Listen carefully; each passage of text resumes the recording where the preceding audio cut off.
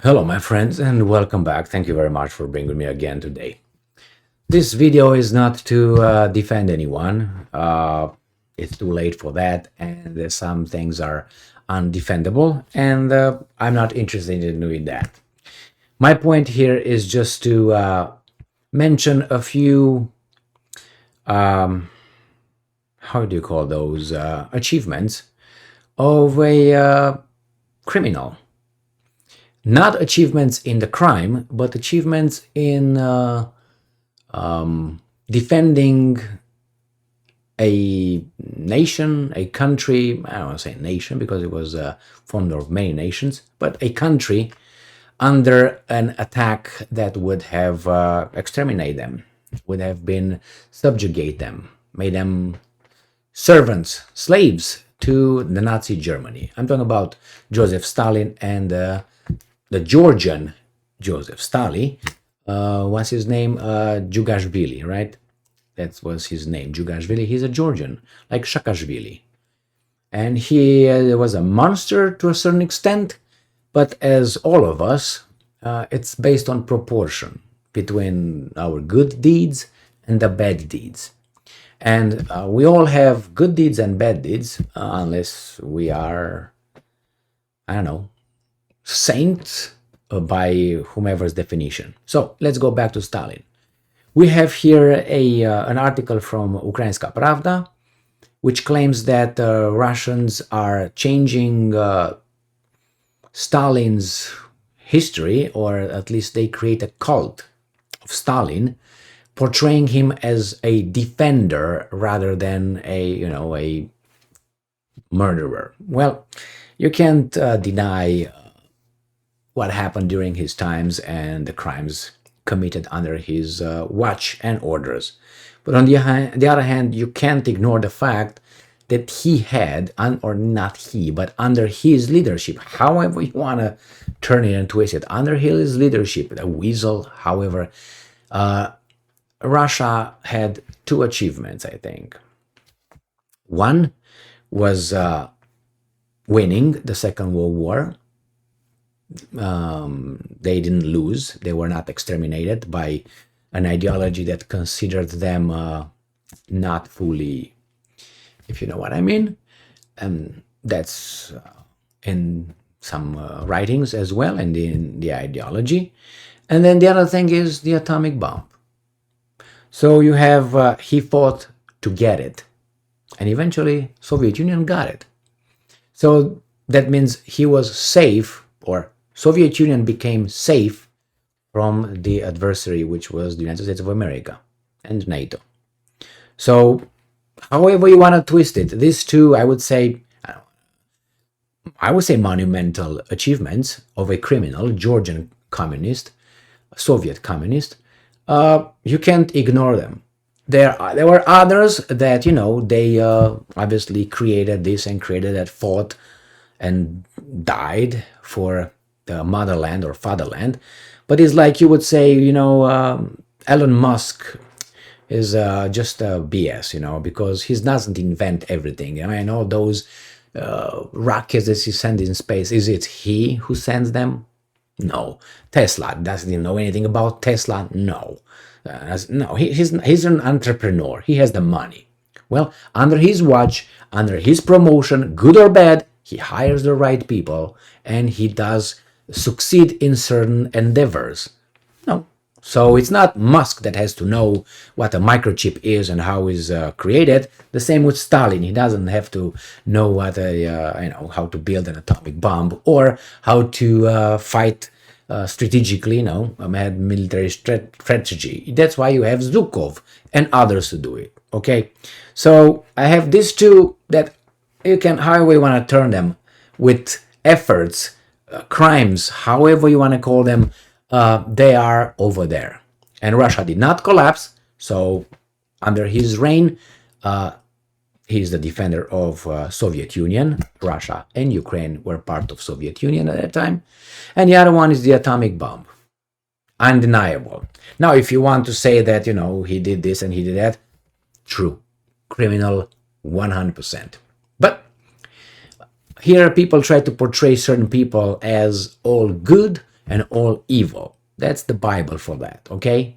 That's not reality. Reality is not like that. You are not all good, I know that, and I'm not all good, I know that.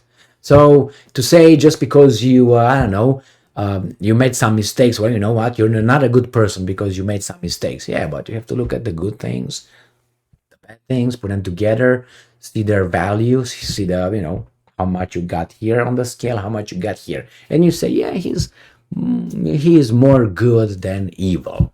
Well, this guy, you can say he was more evil than good. But still, in those good things that he did, defended Russia, he won the Second World War, how under his reign, however we want to call it, like it or not. Secondly, fought for the atomic bomb, which eventually Soviet Union acquired it. So let's see what the Ukrainians are saying here about the Georgian guy, because a lot of people think that Stalin was Russian, but he was not Russian. So fortunately for the Russian nation, he was not Russian, because if he were Russian, the Russians will always be, they have the, how's that, not initial, I can't remember now. Not initial sin, you know the word. I'm like Biden right now. Anyway. So here it is, this article from Ukrainska Pravda.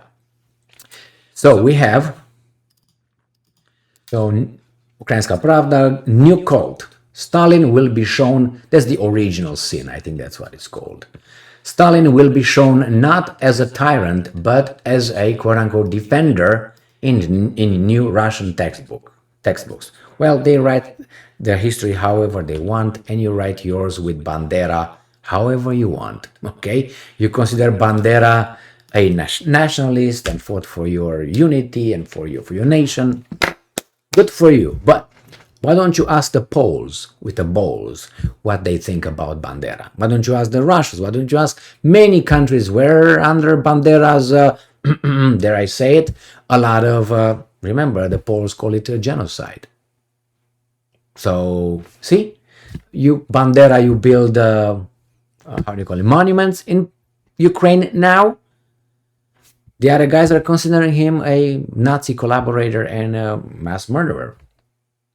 His faction of the whatever nationalist movement was there in Ukraine was this wing of and they had a problem with everybody, including the Poles and the other guys that Adolf also had a problem with. So what are we going to talk about now? Bandera. We're going to say that you create a cult of Bandera. These guys try to create the cult of the Georgian guy. You see, people who don't have any sins should talk, right? Under the leadership of current President Putin, Russia is trying to impose a positive image of Soviet dictator Stalin on society by amending history textbooks to show that he led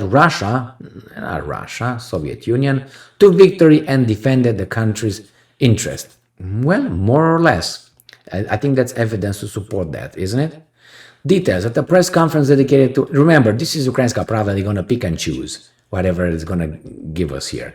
At the press conference dedicated to the 80th anniversary of the Battle of Kursk, Mikhail Myagtov, scientific director of the Russian military historical community, said that the new unified textbook on Russian history presents the role of Joseph Stalin's objectively. Well, I don't know exactly what they say, so I can't comment on that one. He contrasted the book with previous textbooks, including those allegedly funded in the 1990s by the Soros Foundation. I do not know if that's true. Neither these guys. Or they know, but they don't say it. According to this guy, in the textbooks of the 1990s, Stalin, and I'm quoting, was a tyrant, a beast, an inept commander who overwhelmed the enemies with corpses of USSR soldiers, and the criminal Stalin regime was connecting many textbooks. Modern experts, quote unquote, have presented Stalin's role in the new unified textbook properly, objectively, and, quote, a representative of the Russian military historical community claims. I don't have the book, so I can't comment. Okay, and these guys are gonna just pick and choose here.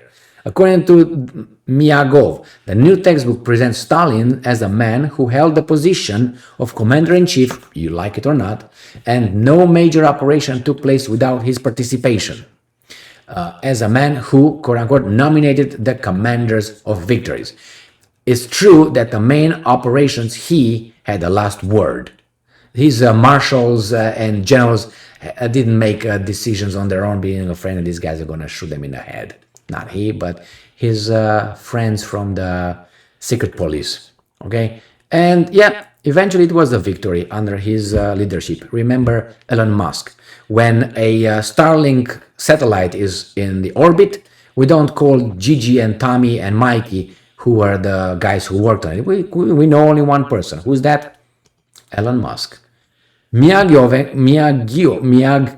emphasized that Stalin, and I'm quoting clearly, defended the interest of Soviet foreign policy. Well, he didn't defend American interest or Romanian, right? Obviously, he defended the Soviet Union's policy. He took everything he could from everybody, from Poland, from everybody else. For whom? For himself? Indirectly. But directly for what? For Soviet Union. For Ukraine too. So he gave Ukraine parts of Romania, parts of Hungary, parts of Poland. So yes, he actually worked on the interest of Ukraine. More than on Russia. He didn't give shit to Russia.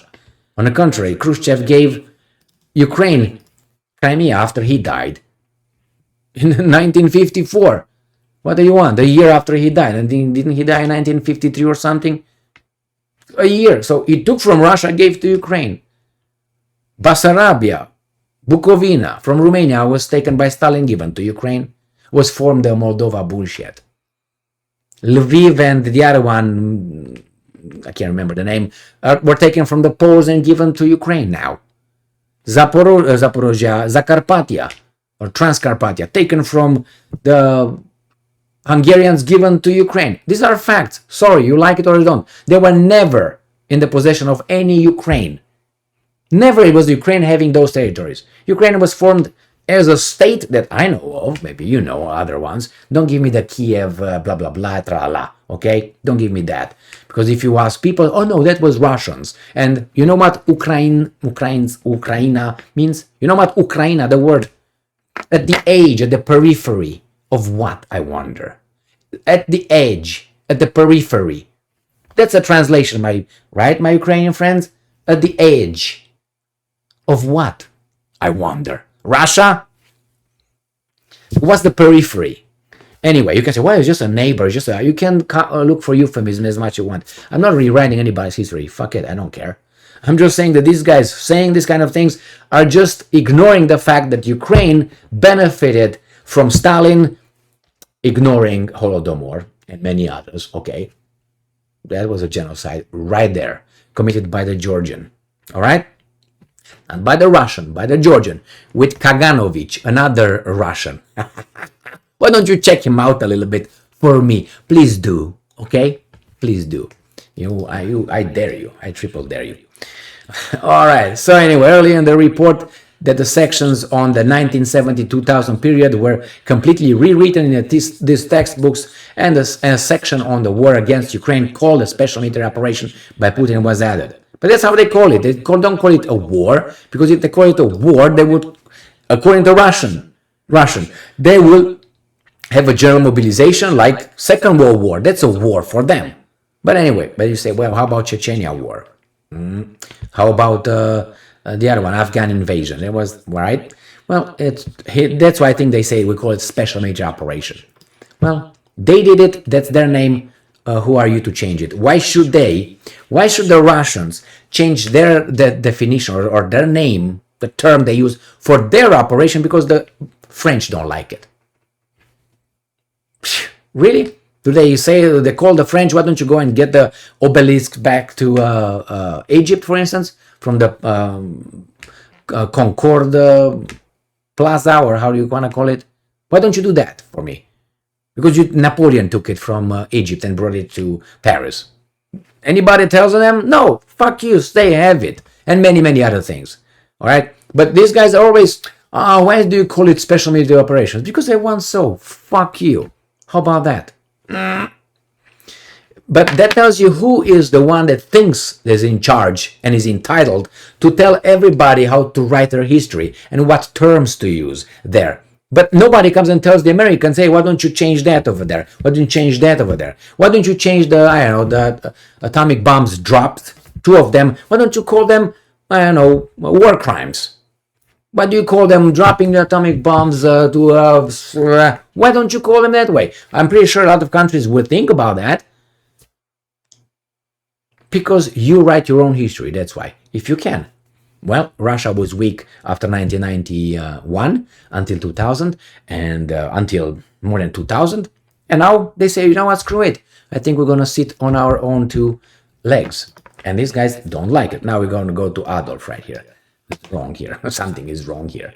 In the past, Soviet and past Soviet authorities have tried to dispel the cult of Soviet leader Joseph Stalin. But in recent years, Putin has been trying to clear Stalin's name by, maybe not clear, maybe bringing certain things that were, it was the de-Stalinization after he died, spearheaded by Khrushchev.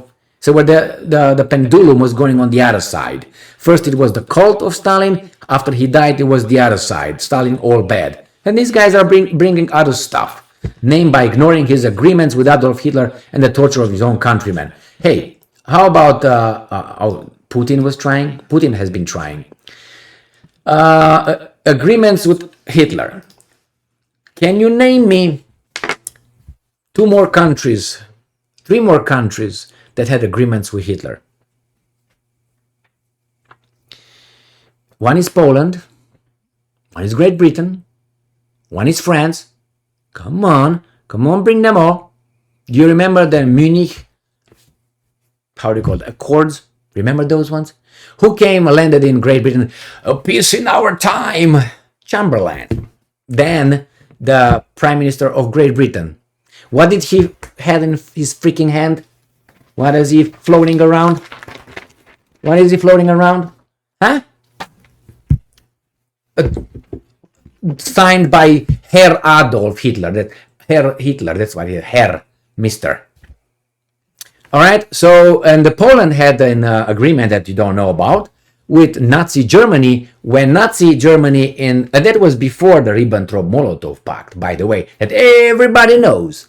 Everybody knows about that one. But about these kind of things, no. Agreements, no, nothing. Check Poland. What did Poland do when Germany invaded Czechoslovakia to get the Sudetenland, and they took everything? The Poland invaded, like they're gonna do now in Ukraine. I guarantee you that 99%. When the Russians are gonna push towards Kiev, the Poles are gonna get their territories. It's exactly what they did, and that was based on an agreement between Poland and Germany. You don't know about it, huh? Did you? I didn't know it until this evil guy told me about it. Now, you can find it in history, okay? And they took their little oblast over there, how do you want to call it, county territory from Czechoslovakia for safekeeping, like the Soviets did when the Germans invaded. We take half for safekeeping. You see how none of these guys is pure. None of these guys is, without sins.